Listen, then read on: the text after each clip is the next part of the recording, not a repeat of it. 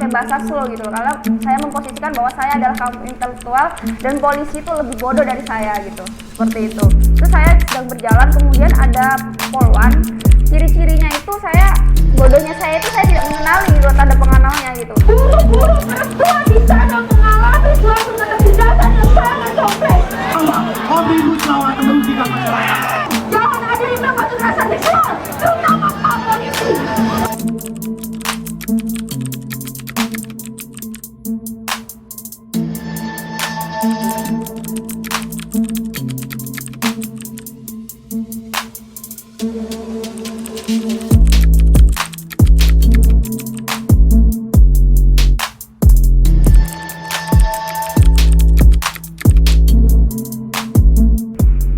Kalau nanya dampak dari undang-undang Omnibus Law ini, apalagi terkhusus ke kaum perempuan, itu sangat kompleks ya, dimana permasalahan perempuan ini tidak bisa dipisahkan dari isu-isu nasional maupun internasional. Semuanya memiliki keterkaitan dan istilahnya itu benar-benar tidak bisa dipisahkan. Kenapa demikian? Di dalam undang-undang Omnibus Law itu ada cuti haid, yang mengatur cuti haid, dan dalihnya itu pemerintah tidak menghapuskan ataupun tidak mengurangi sedikit pun poin-poin dalam undang-undang tersebut. Tapi perlu kita garis bawahi gitu loh, bahwasannya ketika perempuan itu mengajukan, terutama buruh perempuan itu mengajukan cuti haid maupun cuti hamil, itu tidak digaji. Dalam artian kan mereka akan memilih, ya udah aku nggak mau ngambil cuti itu, toh ntar gaji aku bakal dipotong, lebih baik aku nggak mengambil itu. Jadi kan sama aja itu bentuk koersif dari pemerintah untuk perempuan. Itu untuk poin cuti ya. Terus ke poin ekologisnya, lingkungan itu di dalam Omnibus Law itu kan izin tambang itu beralih ke pemerintah pusat. Seharusnya dalam pemberian izin tambang itu harus melibatkan stakeholder, terutama masyarakat dan juga pemerintah daerah. Tapi dalam Omnibus Law itu diambil alih oleh pemerintah pusat seperti itu. Dan dampaknya apa sih kepada perempuan? Ya, sangat kompleks gitu loh. Perempuan kan dari dulu itu lebih dekat dengan alam gitu. Yang mengelola alam itu adalah perempuan. Kenapa? Itu adalah pekerjaan domestik gitu. Tapi ketika Omnibus Law disahkan, izin AMDAL kan itu dalam kategorisasi dihilangkan gitu ya, kasarannya seperti itu. Itu bahasanya diperhalus aja sama pemerintah gitu loh. Tapi perlu kita tinjau kembali gitu loh. Izin AMDAL itu dicabut gitu. Ketika izin AMDAL itu dicabut, otomatis kan banyak eksploitatif gitu. Dan itu menyebabkan banyaknya ketimpangan gender antara laki-laki dan perempuan. Gapnya di situ. Iya. Karena kenapa? Laki-laki itu banyak yang berada pada sektor produksi, di sektor industri, sedangkan perempuan itu di sektor pekerjaan domestik gitu loh. Dan pekerjaan domestik itu oleh pengusaha kapital itu tidak dianggap sebagai pekerjaan yang menghasilkan kapital seperti itu. Itulah tingkatnya dan gapnya gitu antara pekerja laki-laki dan buruh perempuan gitu. Ditambah lagi kesenjangan upah yang terjadi itu, perempuan itu lebih rendah gajinya daripada laki-laki. Itu yang perlu digarisbawahi.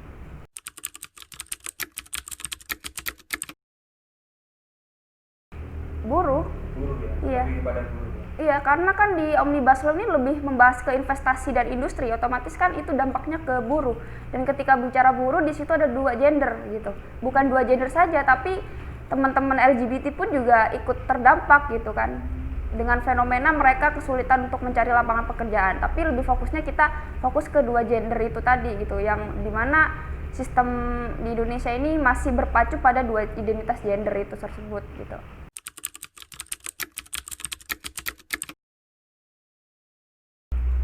Aksi kemarin itu tidak hanya diskriminasi ya, diskriminasi itu hanya sekedar ungkapan kalimat gitu, ungkapan kalimat yang berkonotasi seksisme gitu.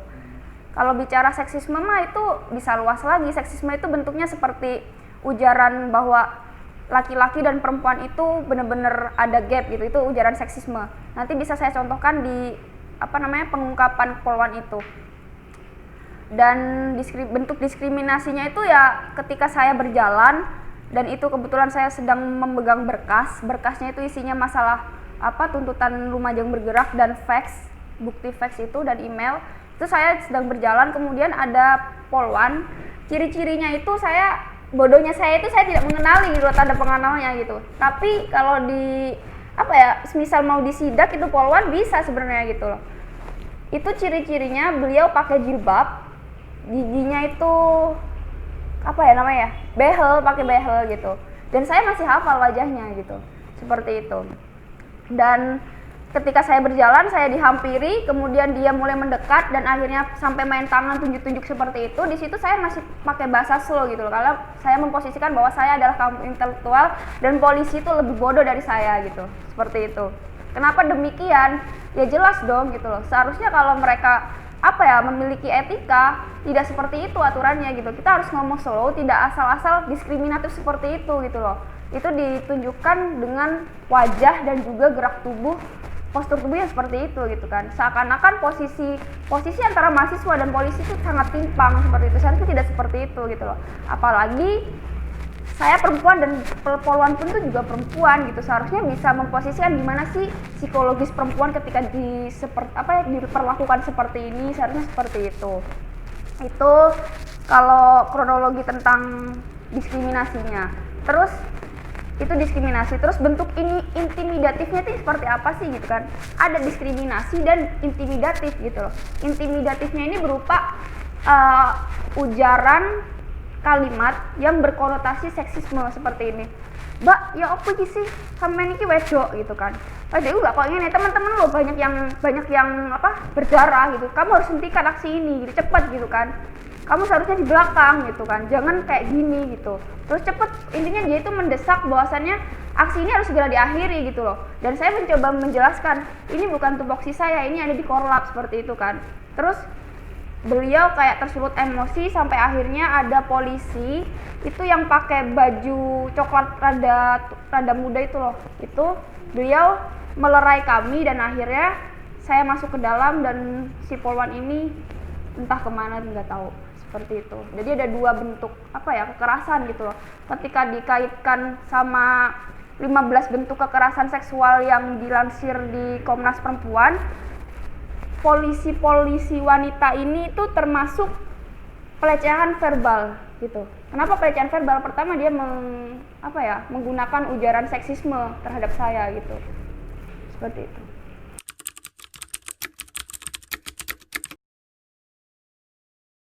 Ya sangat gitu loh. Bahkan saya pribadi itu menyatakan bahwa institusi Polri itu ada institusi yang sangat patriarkis, feodalistik dan militeristik itu pasti ya, mereka udah terlihat gitu dari pola parenting yang diterapkan itu. Tapi kalau institusi yang patriarkis itu jelas gitu. Kenapa demikian? Pertama, ketika kita melihat fenomena kekerasan seksual dan kemudian korban itu berusaha melaporkan ke polisi, polisi itu bertindak intimidatif. Intimidatifnya itu seperti apa? Kayak semisal interogasinya itu terlalu ke personal gitu. Kamu sih pakai pakaian terbuka gitu, seperti itu, kata-kata seperti itu. Kamu sih pulang malam gitu kan, seperti itu. Nah, kalimat seperti itu interogasi yang bersifat intimidatif sekali terhadap korban gitu loh. Jadi polisi itu ketika menerima aduan ataupun kasus kekerasan seksual itu sifatnya itu tidak memiliki perspektif korban gitu loh. Kenapa tidak memiliki perspektif korban? Kalau polisi itu memiliki perspektif korban, tidak mungkin dong dia mengintimidasi dengan pertanyaan-pertanyaan yang memojokkan korban gitu kan, seperti itu. Terus yang kedua, ketika ada masalah tentang aduan tentang kekerasan KDRT, terus dilemparkan ke PPA kalau nggak salah, PT PPA itu ya. Nah di situ itu kebanyakan kan dipegang sama polisi wanita ya, dan itu tuh terkesan kurang bisa mengakomodir kepentingan perempuan yang benar-benar mengalami ketertindasan dalam KDRT gitu. Kenapa demikian? Kasus hukum yang rumit, terus visum yang berbelit seperti itu. Kayak gitu sih, itu dua hal yang digarisbawahi.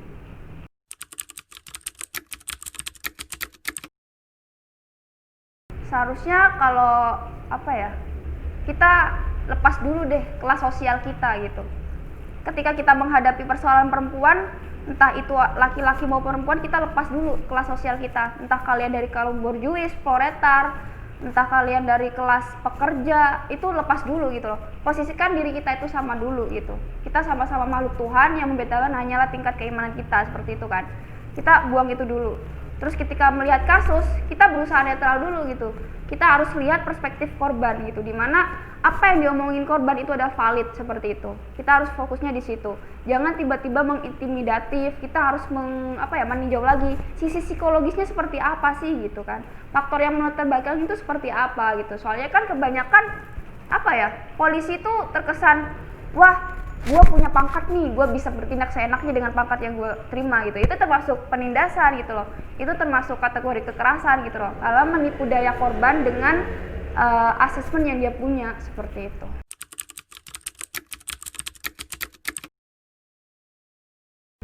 Menurut saya itu perlu sekali ya. Korban-korban itu harus open minded gitu dengan gejala dan fakta fenomenologi di lapangan gitu, terkait terkhusus permasalahan perempuan, seperti itu. Dan hakikat feminisme itu tidak hanya memperjuangkan perempuan saja, tidak, itu pun semua orientasi seksual maupun identitas seksual lainnya itu sama-sama diperjuangkan oleh feminisme. Pokoknya segala hal yang berkaitan dengan ketertindasan itu yang dibawa oleh ide feminisme, seperti itu. Dan itu penting gitu. Tanpa feminisme, Indonesia tidak akan pernah bisa bersifat inklusif, seperti itu.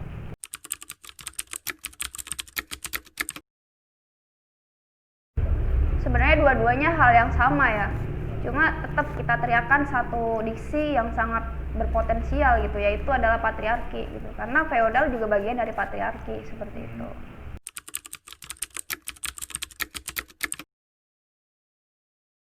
Kebebasan nih yang dimiliki perempuan pada kondisi saat ini tuh masih belum bisa tercermin ya.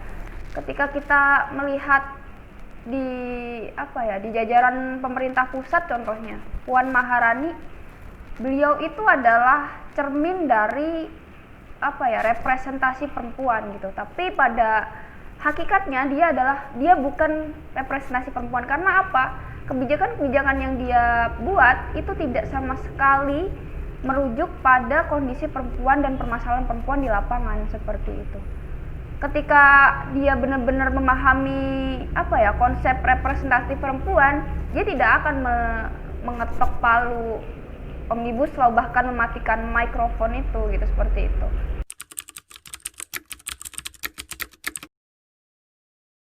Dengan adanya fenomena representasi perempuan di parlemen seperti itu, maka perlu perempuan itu harus satu suara gitu. Kerja kolektif kolegial itu penting bagi perempuan gitu. Kita tidak perlu lagi saling menjatuhkan, kita tidak perlu lagi untuk ngerasani lah ya istilahnya. Soalnya kan budaya perempuan apalagi di Lumajang itu kan saling menjatuhkan antara perempuan satu dan lainnya, itu jangan deh gitu. Kita redam dulu ego kayak gitu loh. Kita buang dulu budaya seperti itu gitu loh. Kita tetap satu, kita saling mendukung dan kita harus saling bahu membahu sebagai perempuan gitu. Kita harus suportif gitu. Mengingat banyak sekali fakta lapangan, fenomena lapangan yang itu menjelaskan perempuan itu sangat-sangat berada di posisi tertindas gitu. Kita tidak tahu fenomena PSK itu seperti apa, kita tidak tahu fenomena buruh pabrik itu seperti apa, kerja yang eksploitatif, kemudian kerja yang tidak dibayar, itu kan suatu fenomena gitu loh. Ketika kita terus mereproduksi budaya-budaya seperti menjatuhkan perempuan, justru kita itu akan kehilangan hakikat kebebasan yang sebenarnya, seperti itu. Hakikat kebebasan sebenarnya itu seperti apa sih gitu loh. Tidak melulu kita berpacu pada budaya yang perempuan tuh kalau malam jangan keluar rumah gitu. Perempuan tuh seharusnya di belakang, itu tidak seperti itu. Hakikat kebebasan itu dimana kita perempuan itu bisa menyampaikan aspirasi secara aman, kemudian kita bisa berpakaian sesuai apa yang kita kehendaki, kita bisa menciptakan ruang aman dimanapun itu tanpa ada kekerasan maupun pelecehan seksual. Itu yang dimaksud dengan kebebasan perempuan, seperti itu.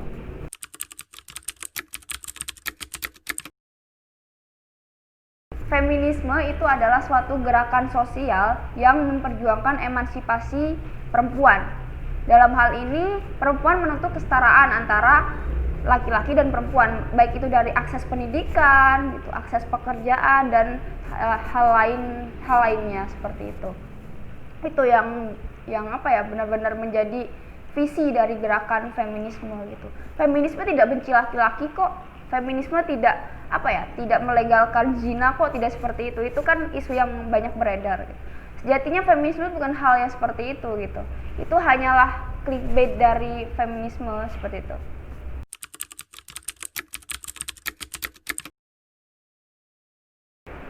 Ketika kalau kita mendobrak patriarki itu rasanya sangat-sangat berat dan susah gitu ya. Yang bisa kita lakukan yang paling konkret itu adalah pola parenting atau pola pengasuhan kepada generasi selanjutnya gitu loh. Jadi ketika kita mulai gerah sama kondisi mendobrak negara gitu, kita dari individu sendiri deh, kita menerapkan pola pengasuhan kepada lingkungan sekitar maupun anak kita itu dengan pola yang feminisme gitu dan gender equality seperti itu.